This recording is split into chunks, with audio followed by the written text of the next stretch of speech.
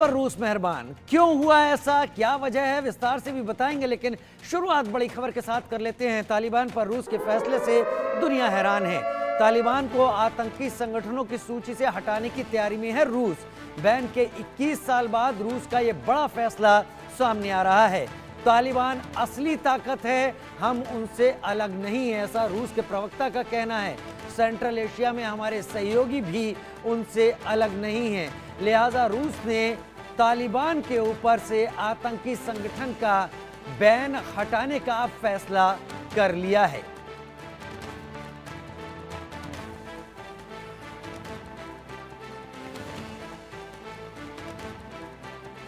रूस ने 1999 में तालिबान को आतंकी संगठन के तौर पर घोषित कर दिया था और उसके बाद से अब तालिबान को वो अपनी बैन लिस्ट में से हटाने की तैयारी में है। रूस के प्रवक्ता पेट्रोव ने साफ कहा कि तालिबान एक ऐसे देश की तरह है जिनसे उनका सीमाओं पर सामना होता रहता है और उनके देशों जो पड़ोसी देश हैं उनका भी तालिबान के साथ बातचीत चलती रहती है। लिहाजा मुद्दों को किनारे रखकर बातचीत के जरिए चीज़ों को सुलझाना एक प्राथमिकता है और इससे इशारा मिल रहा है कि तालिबान को बैन लिस्ट से हटाने की तैयारी में रूस आ गया है।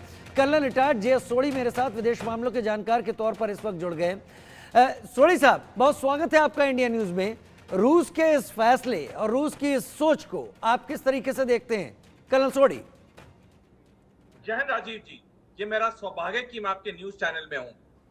ये जो रूस ने फैसला लिया है तालिबान को एक आतंकवादी संगठन आगे ना करार देने का, इससे मैं बिल्कुल सरप्राइज नहीं हूं, क्योंकि ये चीज होने वाली थी। क्योंकि पिछले कुछ सालों में रूस उन देशों या उन संस्थाओं के साथ बहुत नजदीक होता गया है जो जो अमेरिका के खिलाफ है। हमें याद होगा इसी साल 17 जनवरी को यूनाइटेड किंगडम के डिफेंस सेक्रेटरी ग्रांट सैप्स ने बयान दिया था कि अगले 5 साल में दुनिया में कई नए युद्ध के मोर्चे खुलेंगे और उनके पीछे 4 ही देश होंगे, रूस, चीन, ईरान और उत्तर कोरिया। और अगर हम ये बात देखें, ये बात बिल्कुल सही और सटीक साबित होती जा रही है। और इसीलिए रूस जितने भी देशों, जितने भी संगठनों के साथ दोस्ती कर सकता है, जिनकी दुश्मनी अमेरिका से रही है या है, रूस कोई कोशिश नहीं छोड़ रहा है इनके साथ दोस्ती करने की। क्योंकि इस वक्त रूस जानता है कि पलड़ा जो है वो रूस और चीन की तरफ है और नाटो और अमेरिका इस तरफ इस वक्त सैनिक और आर्थिक शक्ति से कमजोर है बनस्पत रूस और चीन के।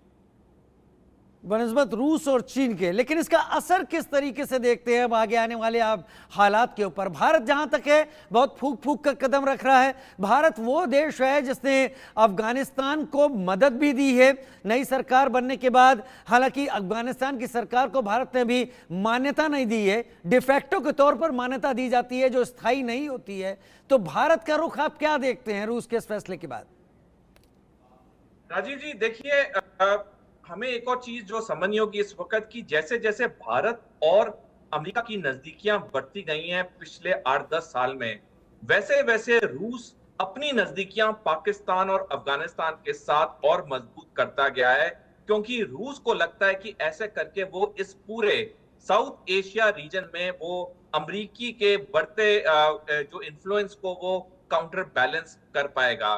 कुछ दिन पहले हमने देखा कि रूस ने एक बहुत तगड़ा बयान दिया पाकिस्तान के हक में, अब वो तालिबान को रिकॉग्नाइज करने जा रहे हैं। तो ये सारा एक काउंटर बैलेंसिंग चल रहा है साउथ एशिया में। जहां तक भारत का सवाल है, भारत के रिश्ते तालिबान सरकार से अच्छे रहे हैं। हमारे वहां पे एक इंडिया के रिप्रेजेंटेटिव भी हैं वहां पे, और हमने पहले भी जब वहां पे अमेरिकी सेनाओं का कब्जा था, हमने काफी पैसे लगाए हमने वहां पे। और अभी भी हमने कुछ हफ्ते पहले ही हमने आटा और चावल वहां भेजा है अफगानियों के लिए। भारत और अफगानिस्तान के रिश्ते इस वक्त तो अच्छे हैं, लेकिन आने वाले समय में ये चीजें बदल सकती हैं। क्योंकि जैसे जैसे अफगानिस्तान चीन और रूस के कब्जे में आता रहेगा, उनके कंट्रोल में आता रहेगा, भारत और अफगानिस्तान के रिश्तों में खटास आ सकती है। ठीक है, मेजर मोहम्मद अली शाह भी मेरे साथ इस वक्त जुड़ गए हैं ज्यादा जानकारी के साथ। मेजर शाह, बहुत स्वागत है आपका इंडिया न्यूज पर। सवाल मेरा वही, रूस का ये फैसला किस तरीके से आप इसका एनालिसिस करते हैं? देखिए, रूस अभी वो निर्णय लेगा जो उनके हित में होंगे, वो हर तरीके से उनकी भी इकोनॉमी डाउन है, क्योंकि युद्ध की वजह से, युद्ध में इकोनॉमी सबकी डाउन होती है और रिश्तों पे फर्क होता है, क्योंकि पूरी वेस्टर्न पावर्स एक तरफ है और रूस लड़ रहा है यूक्रेन से। केवल यूक्रेन तो बहुत छोटा मुल्क हुआ, लेकिन वेस्टर्न पावर्स से आप अगर हम देखें तो रूस ऐसे निर्णय लेगा जो ठीक है। रिवर्स एक टाइम था कि अगर उनकी नहीं बनती थी किसी की भी, मैं आपको एग्जांपल दे रहा हूं, अगर मैं आपको किसी को कुछ बोल दूं, जरूरी नहीं है कि वो परमानेंट वैसा ही रहेगा। कभी ना कभी कोई ना कोई एक दौर आएगा कि भाई मैं भी मेल मिलाप करूंगा, मैं सुलह करूंगा, मैं दोस्ती करूंगा, मैं प्रोग्रेस तरक्की की सोचूंगा, तो मैं अपने बारे में सोचूंगा। और रही बात हिंदुस्तान की, हिंदुस्तान के अच्छे ताल्लुकात हैं रूस के साथ, बड़े अच्छे ताल्लुकात हैं, बल्कि रूस के साथ हमारा बेस्ट फ्रेंड मैं बोलूंगा एक तरीके से लोगों को समझाने के लिए। और हमारे रिश्तों में कोई ऐसा दरार फर्क नहीं पड़ेगा। हालांकि हमने भी तालिबान को की गवर्नमेंट को मान्यता नहीं दी थी हमने, और लेकिन उसके बावजूद भी हमने इंसानियत को बढ़ावा दिया है, हमेशा से इंसानियत को हमने माना है। हाँ, भारत ने हमने अपने जैसे कि बजट में भी तालिबान के लिए एक एक बड़ा अमाउंट रखा, जो कि तालिबान को दिया गया, तालिबान के लिए था, उस सरकार के लिए था। और उसके बाद अफगानिस्तान की तरफ से वैसे जेस्चर्स भी सामने आए। बिल्कुल राजू भाई, 100%। और जैसे कल थोड़ी साहब ने खूब बताया कि हमने भी जो वहाँ के लोग हैं अपनी तरफ की ऐसे अपनी मदद करी है। बजाय मान्यता दें कि ना दें वो अलग बात रही, लेकिन अपनी तरफ से हमने भी एक बजट रखा था। बल्कि हमारी तो इन्वेस्टमेंट थी अफगानिस्तान के अंदर, जब उनकी गवर्नमेंट तालिबान के आने से पहले हमारी तो इन्वेस्टमेंट थी अफगानिस्तान के अंदर। उनका क्या, लेकिन हमने भी मानवता को, इंसानियत को हमेशा बढ़ावा दिया। अगर कोई शांति, अमल, शांति, चैन की बातें करता है तो बिल्कुल हम उनके साथ में खड़े हैं। लेकिन अगर कोई उग्रवाद और काटम काटी जैसे पाकिस्तान करता है, वैसी बातें करता है, चीन जैसे करता है, हम उनके साथ कतई नहीं है। हम उनके साथ होंगे जहां हमारी फॉरेन पॉलिसी जैसे कि सटीक है, अव्वल दर्जे की है। हमेशा हमने डिप्लोमेटिक रिलेशंस हमने, आप देखिए आज की तारीख में हिंदुस्तान एक ऐसा मुल्क है जिनकी एक तरफ ईरान से भी दोस्ती है, इजराइल से भी दोस्ती है। पिछले कुछ दिनों में उस दबाव के सामने बहुत अच्छी तरीके से परखी गई थी, जब रूस के ऊपर सैंक्शन की बात थी और भारत ने बिना हिचक रूस के खिलाफ जाकर मतदान कभी नहीं किया। करेक्ट। बल्कि रूस की जो बढ़ती हुई दोस्ती है, जो करीबियां हैं चीन के साथ, और सब जानते हैं हमारे रिश्ते चीन के साथ कैसे हैं, लेकिन फिर भी हमने उसमें दखलंदाजी नहीं दी। हमने बोला ठीक है भाई, ये जानते हैं, इनको मुबारक, इनको ये अच्छी तरीके से जानते हैं, और रूस अच्छी तरीके से जानता है कि हमारे रिश्ते चीन के साथ कैसे हैं। लेकिन फिर भी हमारे रिश्ते फिर भी बरकरार रहे और रहेंगे रूस से, क्योंकि रूस हमारा फेयर वेदर ऑल वेदर हमेशा का दोस्त है। ऐसी बात नहीं है कि केवल खुशी में ही साथ देंगे। रूस हमेशा हमारा साथ दिया है और हमने हमेशा, हम उनके अच्छा साथ में मेजर खड़े शाह, हैं। अगस्त 2021 के बाद जब तालिबान गवर्नमेंट फॉर्म हुई वहां पर अफगानिस्तान में, उसके बाद से अब अगर बैन हटने की बात सामने आ रही है रूस की तरफ से, क्योंकि हम सभी जानते हैं चीन ने अफगानिस्तान की सरकार को मान्यता दी हुई है, रूस की तरफ से अगर बैन हटता है तो इक्वेशंस कैसे चेंज होंगे एशियन इस रीजन में, और वर्ल्ड ऑर्डर में क्या, कहां क्या क्या चेंजेस आपको समझ में आते हैं? देखिए, चाहे बैन लगे कि या नहीं लगे, इंसान की हरकतें ही बता देती हैं। हमास पे, जैसे कि मैं आपको एग्जांपल दे रहा हूं, हमास पे कई राष्ट्रों का, यूएन का, खास तौर से यूएन, अमेरिका का, इजराइल का, आतंकवादी संगठन का बैन का लगा हुआ है कि ये आतंकवादी संगठन है। कई लोगों ने उनको आतंकवादी संगठन अब तक घोषित नहीं करा है। तो मगर हरकत उनकी जो थी 7 अक्टूबर की, वो तो आतंकवादी की हरकत थी 100%। इसमें तो कोई शक की बात है ही नहीं कहीं पे भी। चाहे जो लोग जिन्होंने उनको आतंकवादी का घोषित नहीं कराया है, वो भी ये मानेंगे 100% के घटना तो आतंकवादी की ही थी। तालिबान ने जो घटनाएं, तालिबान ने अपने प्रेसिडेंट को सूली पे लटका दिया था। उनने 97 की बात बता रहा हूं मैं आपको। नजीबुल्लाह की बात कर रहे हैं आप क्या? जी जी, हाजीबुल्लाह की बात कर रहा हूं मैं। तो तालिबान जो जिस तरीके से करता है, करतूतें करता है, ये कोई आतंकवादी से कम नहीं है। और रूस अगर 22 साल के बाद, तकरीबन 22 साल के बाद की बात बता रहा हूं मैं आपको, अगर बैन हटाने की बात कर रहा है, तो अलग बात, तो रूस वो कर रहा होगा जो उनके हित में होएगा पर्सनली।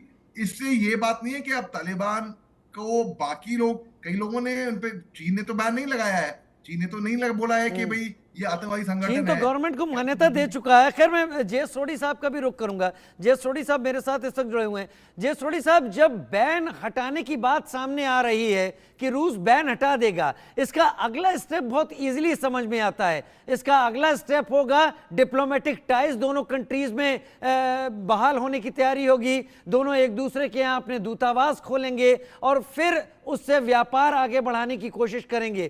क्या आप यही सूरत देखते हैं? फिर रूस और चीन दो ऐसे बड़े देश हो जाएंगे जो तालिबान को डायरेक्टली सपोर्ट कर रहे होंगे, उसके साथ रिलेशन बना के बैठे होंगे।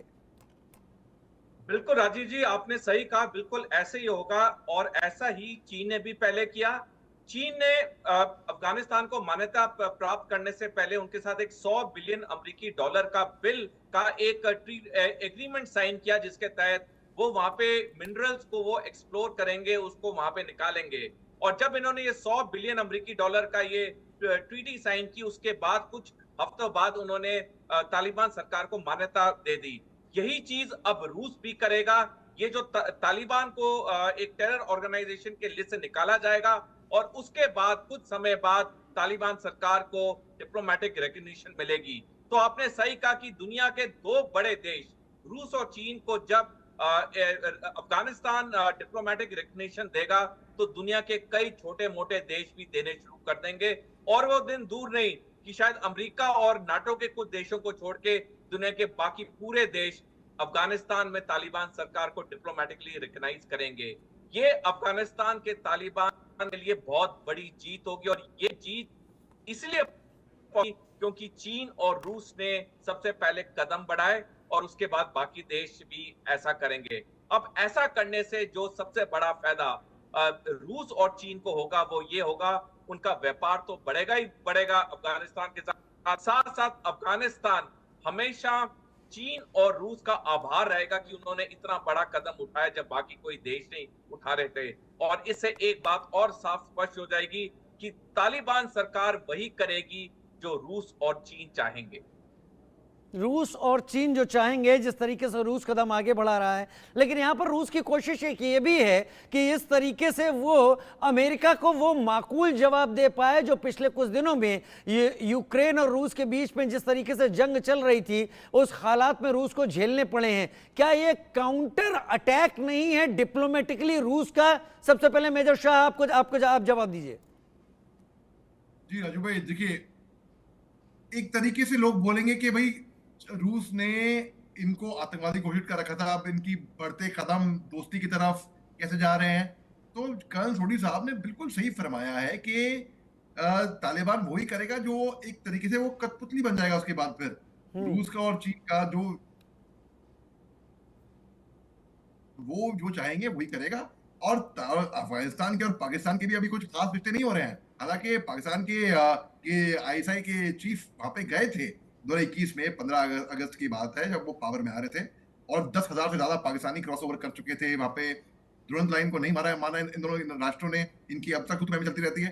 तो बात ऐसी है कि अब रूस के पास सपोर्ट वेस्टर्न पावर्स का नहीं है और वो कभी था भी नहीं, उनको शायद चाहिए भी नहीं होगा। लेकिन जब इनकी दोस्ती और बढ़ेगी, अफगानिस्तान से इनकी दोस्ती रूस की ऑलरेडी चीन से तो बढ़ रही है, हिंदुस्तान देख रहा है, ठीक है, समझ रहा है।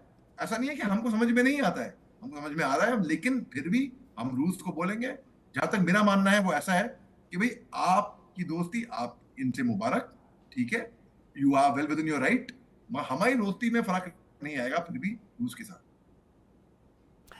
कर्नल सोडी भी मेरे साथ जुड़े हुए। कर्नल सोडी, आप लगातार कह रहे थे कि रूस कोशिश लगातार ऐसी कर रहा है जहां पर वो अमेरिका को माकूल जवाब दे सके मल्टीपल फ्रंट्स पर, और इस कोशिश में वो चीन के भी नजदीक गया है, इस कोशिश में वो नॉर्थ कोरिया के भी नजदीक गया है, इस कोशिश में वो पाकिस्तान के भी हक में उसने स्टेटमेंट दिए हैं। लेकिन अफगानिस्तान क्या उसका एक इस तरीके से एक ऐसी हड्डी की तरह तो नहीं होगा जहां पर अफगानिस्तान और पाकिस्तान डूरंड लाइन को लेकर फंसे हुए हैं। दोनों के बीच में वेस्टर्न फ्रंट पर, पाकिस्तान के वेस्टर्न सेक्टर में जंग जैसे हालात बने रहते हैं, एक दूसरे के ऊपर फायरिंग होती रहती है। टीटीपी तालिबान भी वहां पर काफी खासा परेशानी पैदा करता रहता है। तो क्या फिर चूज करना पड़ेगा रूस को भी कि पाकिस्तान को साथ रखे अफगानिस्तान को?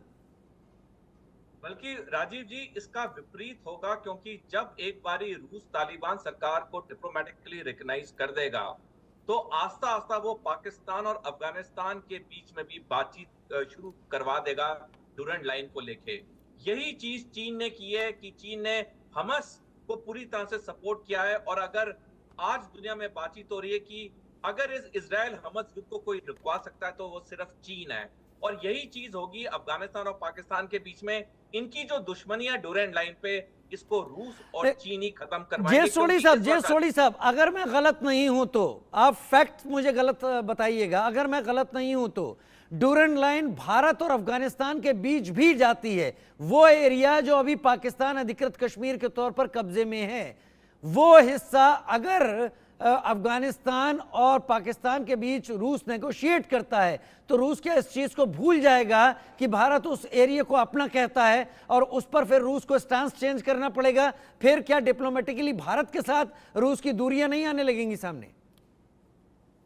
राजीव जी, भारत और रूस की दूरियां आस्ता आस्ता आने लगी हैं। जैसे मैंने बताया कि जब से 2012 से अमेरिका और भारत की नजदीकियां बढ़ती शुरू हो गई हैं, रूस और भारत की जो नजदीकियां थी वो आहिस्ता आहिस्ता कम होने लग गई हैं। और इसका सबसे बड़ा प्रमाण था जब कुछ हफ्ते पहले रूस के विदेश मंत्री ने बहुत बड़ा बयान दिया और उन्होंने पाकिस्तान को अपना एक अच्छा मित्र बताया। और अब वो अफगानिस्तान में तालिबान सरकार को मान्यता प्राप्त करेंगे। और जहां तक ये पीओजेके का सवाल है, उसके जो पीओजेके जो हिस्सा पाकिस्तान में है और उसके ऊपर चीन भी कह चुका है और रूस भी यही कहेगा आने वाले वक्त में कि ये दोनों देशों का मामला, ये दोनों देशों आपस में निपटाएं। वो वही करेंगे जिससे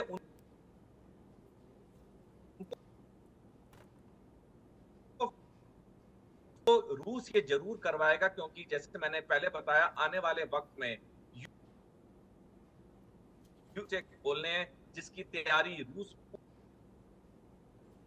पूरी एक रिपोर्ट आई है जिसमें ये कहा गया है कि पिछले एक साल में रूस ने 4.5 मिलियन आर्टिलरी के शेल्स को प्रोड्यूस किया है, जबकि अमेरिका और नाटो देशों ने मिला के 1 मिलियन आर्टिलरी शेल्स को प्रोड्यूस किया। यानी कि रूस की जो सैनिक ताकत है वो इस वक्त अमेरिका नाटो से भी ज्यादा भारी हो रखी है। और रूस अपनी इस ताकत को बढ़ाना चाहता है क्योंकि राष्ट्रपति पुतिन के मंसूबे हैं वो बहुत बड़े हैं, वो सिर्फ यूक्रेन तक सीमित नहीं है। चलिए, बहुत शुक्रिया इस चर्चा में मेरे साथ शामिल होने के लिए आप दोनों ही खास मेहमानों का। कर्नल जे